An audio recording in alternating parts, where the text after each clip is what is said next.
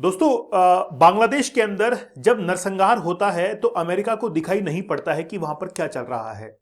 वहां पर केवल एक ट्वीट के माध्यम से यह कह दिया जाता है कि हम लोग बांग्लादेश के लोगों के लिए बड़ा चिंतित हैं कि वहां पर इतने सारे लोग मारे जा रहे हैं, बस इतना ही। और जैसे ही ईरान के अंदर कुछ होता है तो फिर डोनाल्ड ट्रंप से यह गुहार लगाई जाती है कि ट्रंप साहब आइए और ईरान को संभालिए। रिसेंटली क्या हुआ है कि रजा पहलवी ने एक ट्वीट जो है वो किसको किया है? डोनाल्ड ट्रंप को किया है। क्या लिखा है सुनिएगा बड़ा इत्मीनान से। Iran's exiled crown prince Reza Pahlavi has issued an urgent appeal to US president Donald Trump to intervene as mass protest sweep the Islamic republic. क्या कह दिया गया है कि डोनाल्ड ट्रंप को अब जरूरत है कि वो डोनाल्ड ट्रंप अब ईरान के अंदर इंटरवेंशन करे और वहां पर डेमोक्रेटिक जो कंट्री है उसकी स्थापना करे। Mister president, this is an urgent and immediate call for your attention, support and action. Reza Pahlavi जो कि अमेरिका के अंदर बैठा हुआ है वहीं पर ही एक अपील कर रहा है कि अर्जेंट रिक्वायरमेंट है डोनाल्ड ट्रंप की कि आइए और ईरान को संभालिए, क्योंकि वहां पर प्रोटेस्ट कुछ ज्यादा ही बढ़ चुके हैं। ट्रंप भी ये कहता है कि हां हम आएंगे और वहां पर एक और ऑपरेशन को अंजाम देंगे। कैसे? इस तरीके से देखिए, अनदर मदुरा स्टाइल ऑपरेशन जो है वो शुरू हो सकता है। बांग्लादेश में क्यों नहीं कर सकते? क्योंकि बांग्लादेश जो है वो फुकरा है, कुछ भी नहीं उसके पास में। वहां पर जाकर अमेरिका को कोई बेनिफिट नहीं होगा। क्या मिल जाएगा बांग्लादेश के अंदर जाकर?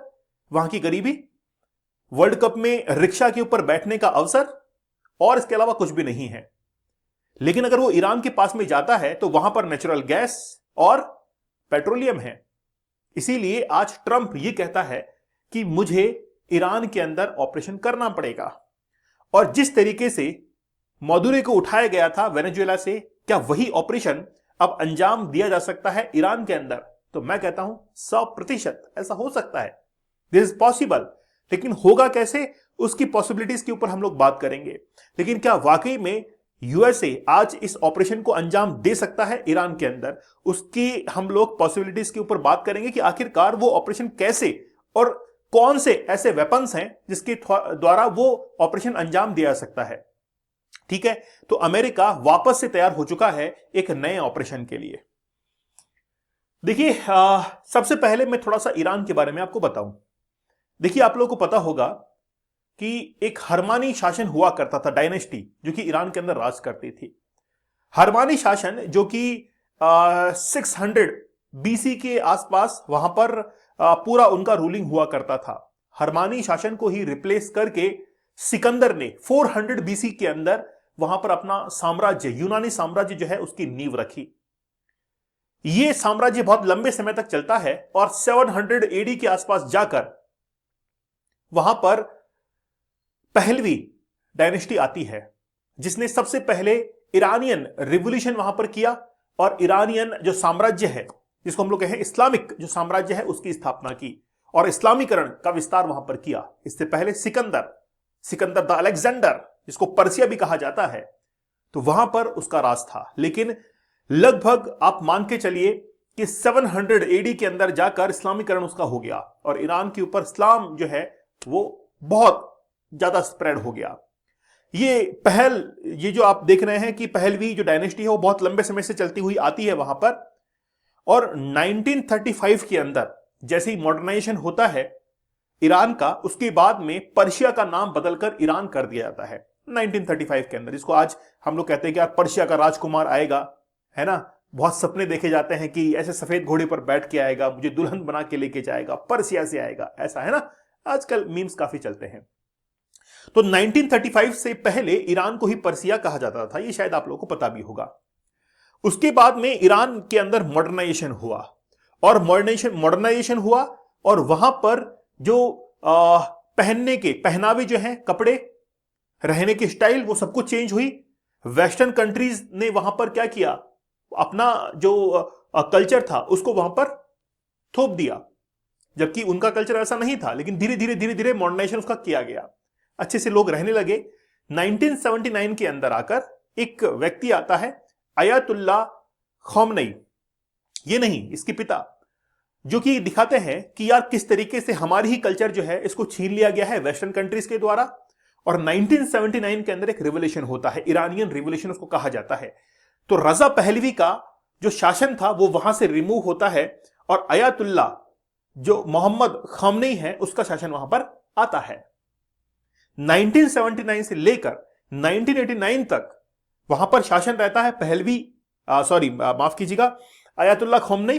ठीक है, उसके बाद में अभी जो व्यक्ति शासन बना हुआ है अयातुल्ला अली खामनेई, ओरिजिनल नाम यही है अयातुल्ला अली खामनेई, जो कि 1989 से लेकर आज 37 साल हो चुके हैं, 2026 तक अभी शासन के अंदर है, जो कि डिक्टेटर वहां का है। उसने पूरा का पूरा इस्लामीकरण कर दिया और जो मॉडर्नाइजेशन ईरान के अंदर हुआ था उसको खत्म कर दिया और वहां की महिलाएं वापस से किसके ऊपर आ गई, उसी बुर्की के ऊपर आ गई, जबकि वो पहले मॉडर्न थी। अचानक से चेंज हो गया, अचानक से सब कुछ संस्कृति जो है बदल गई और ईरान इस कगार पर आकर पहुंच गया।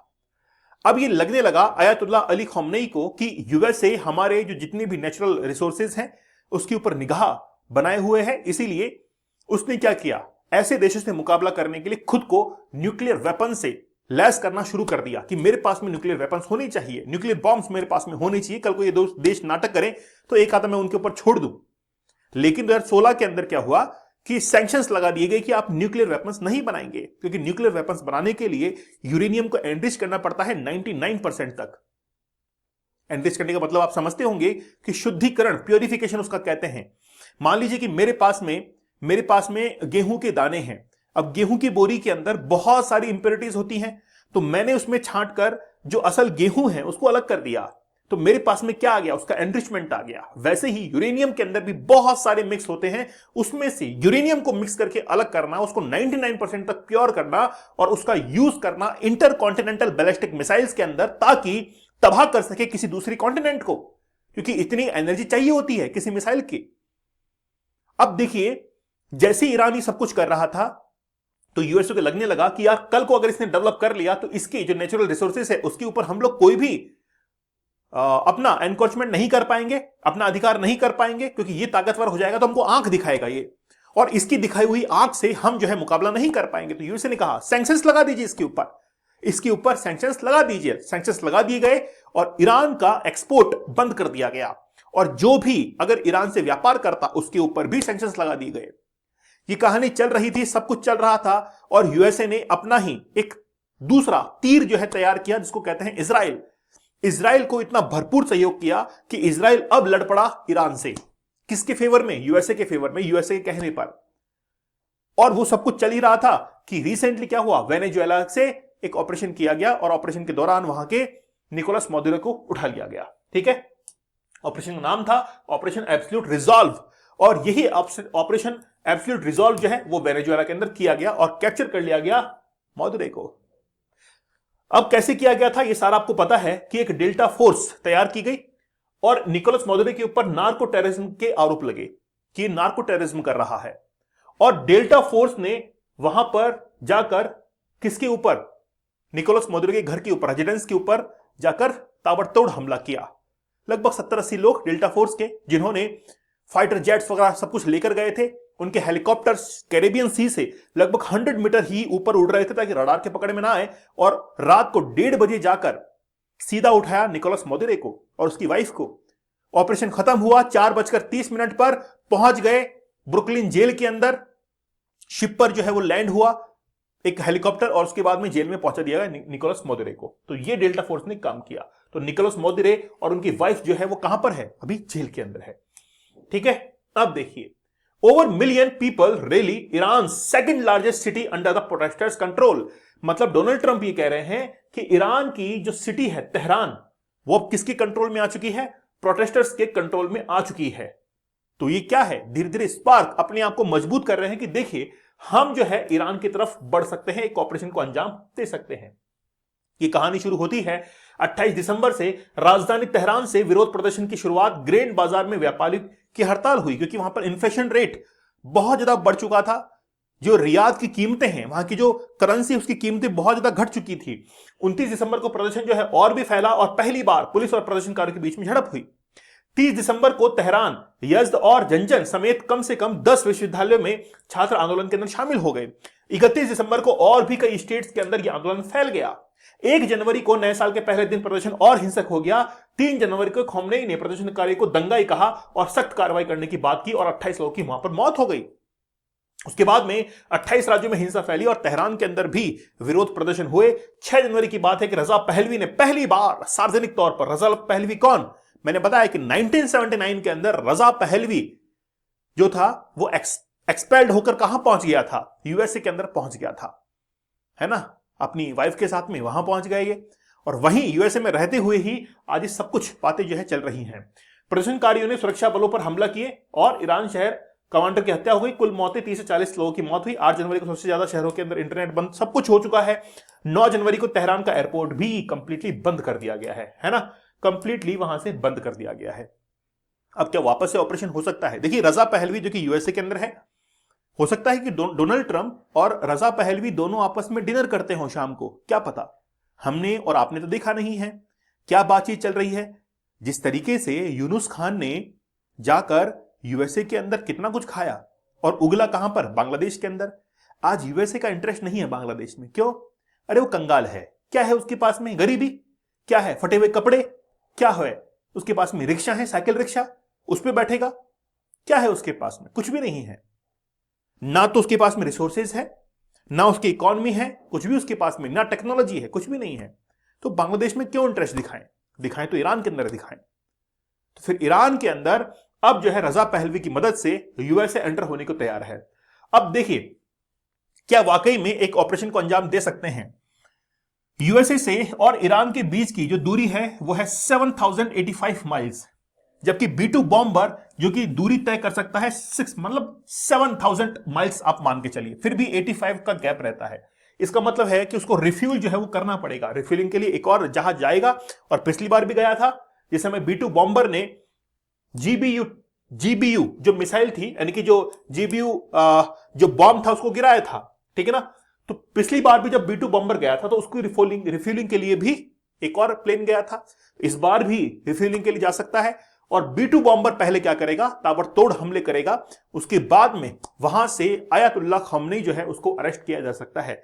कितने चांसेस हैं? 100%। क्या अगला ऑपरेशन ईरान के ऊपर ही होगा? नहीं, उससे पहले एक देश पर और हो जाएगा, उससे पहले एक देश पर और होगा, और सडन फिर ईरान के ऊपर होगा। हो सकता है कि ईरान के ऊपर ही स्विच हो जाए।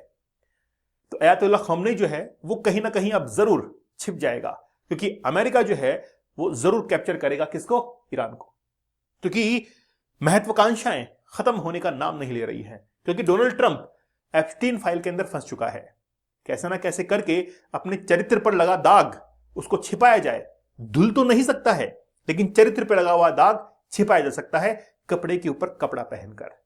तो एक कपड़ा जो कि गंदा हुआ है उसके ऊपर वेनेजुएला का कपड़ा पहना, अब दूसरा ईरान का कपड़ा पहन लेंगे, फिर ग्रीनलैंड का कपड़ा पहन लेंगे, है ना।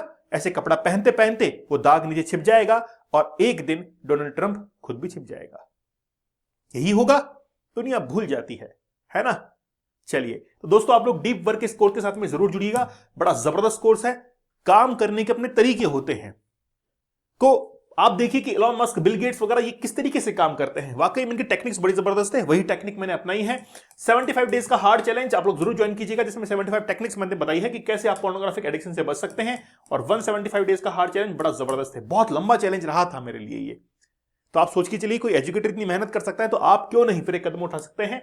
दीपक इंद्रा ऑफिशियल टेलीग्राम पर जरूर ज्वाइन कर लीजिएगा। तो मिलते हैं आप लोगों से अगले सेशन के अंदर, तब तक धन्यवाद, थैंक यू, जय हिंद।